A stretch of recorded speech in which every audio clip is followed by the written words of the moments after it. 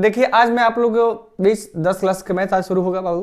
और 10 क्लास के मैथ में कुछ है नहीं, मतलब तुम लोग तो 9th में हो और 9th से 10 में गए हो, तो इसमें इजी है कि 10 क्लास के मैथ कोई भारी नहीं होता है, लड़के इसे भारी करते हैं, लेकिन एकदम इजी है। मैं आज तुमको इजी वे में समझाऊंगा कि पहला चैप्टर के बारे में हम बात कर रहा हूँ। तुमको सबसे फर्स्ट चैप्टर की बात करता हूँ। जो तुम्हारा फर्स्ट चैप्टर जो है वो तुम्हारा वास्तविक संख्या है।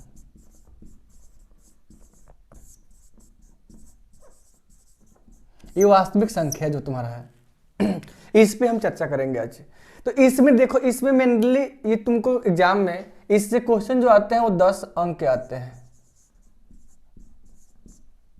अगर हम बात करें बिहार बोर्ड, सीबीएसई बोर्ड, किसी भी क्लास का हो, 10th क्लास का हो, तो उसमें 10 अंक के क्वेश्चन आते हैं।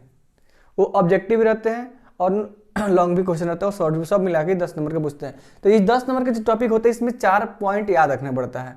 4 पॉइंट अगर तुमको याद हो गया कि 4 पॉइंट के बारे में तुम जान गए तो 10 नंबर एकदम ईजी है, कोई दिक्कत तुमको नहीं होगा। वो 4 पॉइंट क्या होता है, इसमें जो सबसे पहला टॉपिक जो आता है वो आता है आपको भाग एल्गोरिदम बोलते हैं। भाग एल्गोरिदम आता है। दूसरा जो टॉपिक होता है इसमें आपको आएगा अभाज्य गुणनखंड।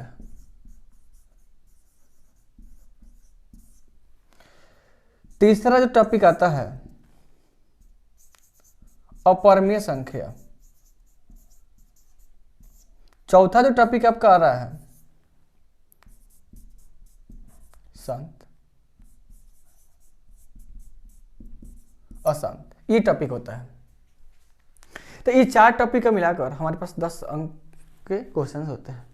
अब हम बारी बारी से देखेंगे जो एक टॉपिक क्या होता है। ये चारों टॉपिक पढ़ लेंगे हमको 10 नंबर मिल जाएगा। अगर जान के बढ़िया से 10 नंबर आराम से हम ला सकते हैं। अगर कंसेप्ट क्लियर नहीं हुआ तो 10 में 10 आपका नहीं आ पाएगा। तो पहला जो कंसेप्ट हम इस बात करते हैं इस भाग एल्गोरिदम विधि पे। ये जो विधि एकदम ईजी है, इसमें कुछ नहीं करना होता है। एक समझिए कि एक तरह से प्रोसेस है, एक प्रोसेस होता है। ये प्रोसेस क्या होता है कि हर एक स्टेप पे लगाया जाता है। हर स्टेप पे क्या कहता है, लगाया जाता है। ये प्रोसेस क्या होता है, ये इसके लिए प्रोसेस है कि A = BQ + R होता है और R < B। यही इसका ही टॉपिक है। अब इस टॉपिक में क्या होता है हम नाम जानेंगे क्या होता है। A को हम बोलते हैं भाज्य, B को बोलते हैं भाजक, जो मेरा Q है इसको हम बोलते हैं भागफल, जो मेरा R है इसको हम बोलते हैं शेषफल।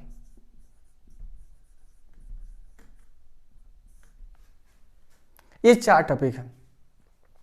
तो एक तरह से हम बात करें भाग एल्गोरिदम लिखा हुआ क्या था, भाग है ये सिंपल सा भाग है। भाग एल्गोरिदम ने क्या, भाग। ये कह रहा है कि हर स्टेप पे लागू किया जाता है। तो अब ये हम एक एग्जाम्पल के माध्यम से इसको समझते हैं। ये लगाया था, ये कहता क्या है किताब में, अब किताब में कहेगा कि ये विधि को अप्लाई करके किसी भी संख्या का मौसा निकालिए। ये इस चैप्टर में क्या कहता है कि इस विधि से, ये जो भाग एल्गोरिथम विधि है, 2 या 3 4 जो भी संख्या देगा उसका मौसा आपसे पूछेगा। बस कंसेप्ट यही है, बाकी ये कुछ नहीं है। अब इसको हम अप्लाई कैसे करेंगे इसके बारे में हम जानेंगे। तो इससे आपको किताब में क्या पूछेगा, इसे सिर्फ मौसा निकालने के लिए बोलेगा। मौसा निकालें इस प्रोसेस से। किस प्रोसेस से, भाग एल्गोरिथम से। कहेगा कि ये अप्लाई करके आप मौसा निकालिए, 2 संख्या हो, 3 संख्या हो या 4 संख्या हो। ये प्रोसेस अप्लाई करके, ये प्रोसेस को अप्लाई करके हर स्टेप पे इसको लागू करिए। इस स्टेप से आप जो संख्या दी गई है उसका मौसा निकालिए। तो आइए हम देखते हैं कि आखिर इससे कैसे होता है, इस प्रोसेस से कैसे अप्लाई करते हैं हम, कैसे लगाते हैं। तो एकदम इजी तरीका मैं आपको बता रहा हूँ कि मान लो कि यहाँ पर 2 संख्या आपको दे दिए। जैसे यहाँ पे ले लीजिए 48 ले लीजिए और यहाँ पे आप 72 ले लीजिए। अब करें कि 2 संख्या ले लीजिए, 2 संख्या में कट करना है। हम एक छोटे से एग्जाम्पल से समझते हैं। तो यहाँ पे हम छोटे से एग्जाम्पल लेते हैं। यहाँ पे हमने ले लिया आपको 10 ले लिया और यहाँ पे हमने आपको 37 ले लिया। तो ये 2 प्रोसेस है। अब कह रहा है कि ये प्रोसेस अप्लाई करके, यानी ये विधि से आप इन दोनों का मौसा निकालिए। तो कह रहा है कि देखिए, ये कहता है कि ये आपको तब तक अप्लाई करना है जब तक जो मेरा शेषफल है ये 0 के बराबर ना हो जाए। तो आपने क्या सीखा, आपने ये चीज सीखा कि ये जो प्रोसेस है यानी ये प्रक्रिया जो है हमें तब तक अप्लाई करना है जब तक कि मेरा ये जो शेषफल है ये हमारे जनाब 0 के बराबर ना हो जाए। जब तक 0 ना आ जाए, जब तक 0 नहीं आते हैं शेषफल, तब तक हमें ये प्रोसेस को अप्लाई करना है। तो हम कैसे अप्लाई करेंगे इसके बारे में जानते हैं। तो इसमें क्या होता है कि हमको सिलेक्शन करना पड़ता है। तो जो बड़ा नंबर इसमें होता है उसको हम ए बोलते हैं, और इसमें जो छोटा नंबर है उसको हम बी कहते हैं। अब ये हम लिखेंगे यहां से, चूंकि भाग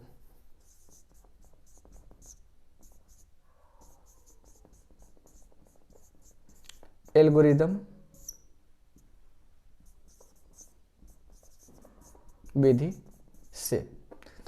तो इसमें हमको बताए थे कि आपको सिलेक्शन, ये दोनों का हमको क्या निकलना है, एचसीएफ निकलना है।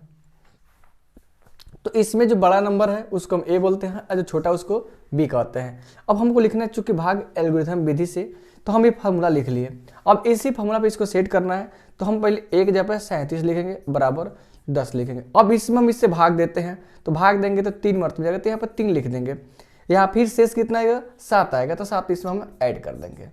अब अगला स्टेप ऐसे ही, ये तो फर्स्ट स्टेप हो गया, लेकिन ये स्टेप हमको तब तक लगाना है जब तक कि यहाँ पे 0 ना आ जाए, शेषफल मेरा क्या हो जाए 0 ना आ जाए। फिर यहाँ पे अब हम यहाँ पर किसको लिखेंगे, तो इसमें यहाँ पे कौन आया है 10 आया है, तो 10 को अब यहाँ पे लिखेंगे। अब इस यही से अब बराबर, अब फिर 7 को हम यहाँ 10 के स्थान पर लिखेंगे यहाँ पे ऐसे, फिर इससे इसे भाग देंगे तो कम हो जाएगा, 1 मर्त में जाएगा, शेष कितना आएगा 3 आएगा।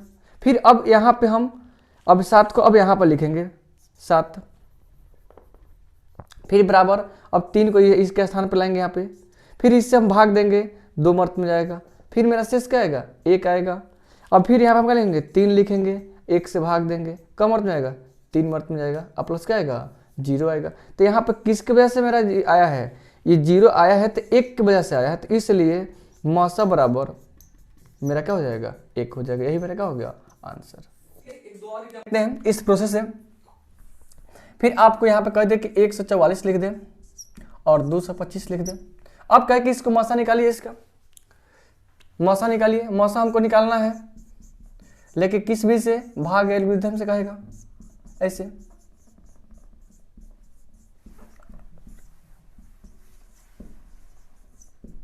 विधि से हमको इसका क्या निकालना है, मौसा निकालना है, लेकिन किस विधि से, भाग एल्गोरिथम। तो हम जानते हैं कि इसमें सिलेक्शन करना है, इसमें चुनना है कि कौन मेरा ए होगा। तो भाग एल्गोरिथम विधि होता क्या है, ए बराबर होता है ऐसे b q plus r, r less than b होता है। तो अब यहाँ पे हमको 1 में लेना कौन है, तो इससे बड़ा कौन है 225, तो 225 को हम यहाँ पे लिखेंगे अब बराबर 144। अब इससे हम भाग देंगे, इसमें इससे इससे भाग देंगे, तो भाग देंगे तो कम अर्थ में जाएगा। अगर इससे डायरेक्टली भाग नहीं आता है तो आप इधर भी साइड में ऐसे भाग दे सकते हैं, 144 से इसे 225 में, तो 1 मर्त में मेरा जाएगा, लिख लीजिए घटा के इसे। यहाँ पे 1 है, यहाँ पे 8 आ गया। तो यानी कि यहाँ पे जो ये आया है तो 1 से इसमें हम गुणा कर देंगे, शेष मेरा कितना है 81 है, तो हम यहाँ पे 81 लिख देंगे। फिर यहाँ पे हम क्या लिखेंगे, अब यहाँ फिर लिखेंगे 144, अब बराबर इसी को हम यहाँ पे लाएंगे 81 को, फिर 81 से भाग देंगे, तो फिर यहाँ पे 21 से भाग दे दीजिए इसे, तो 1 मर्त में जाएगा, 3 यहाँ पे आएगा, यहाँ पे कितना आ जाएगा 6 आ जाएगा। और फिर यहाँ पे क्या लिखेंगे 1 मर्त में, अब प्लस का लिखेंगे इसे 63 लिख दीजिए। फिर यहाँ पे हम किसको लिखेंगे 81 को लिखेंगे, फिर यहाँ पे 63 से भाग देंगे, ये भी 1 मर्त में जाएगा, तो इसमें घटाई कितना आएगा 7 8 1 18। फिर यहाँ पे हम कर लेंगे 63 लिख देंगे, 18 से भाग देंगे, 3 मर्त में जाएगा, 18 3 54 होता है, तो भाग देंगे तो फिर मेरा कितना आ जाएगा 6 3 9 आ जाएगा यहाँ पे। और फिर यहाँ पे हम क्या लिखेंगे ऐसे 18 लिख देंगे और 9 से भाग देंगे, कम मर्त में जाएगा 2 मर्त में जाएगा, कट जाएगा, शेष मेरा क्या आ गया 0 आ गया। तो इसलिए मौसा बराबर कितना आ गया, किसके वजह से, इसकी वजह से 0 हुआ ना, तो यही मेरा क्या हो गया 9 आंसर।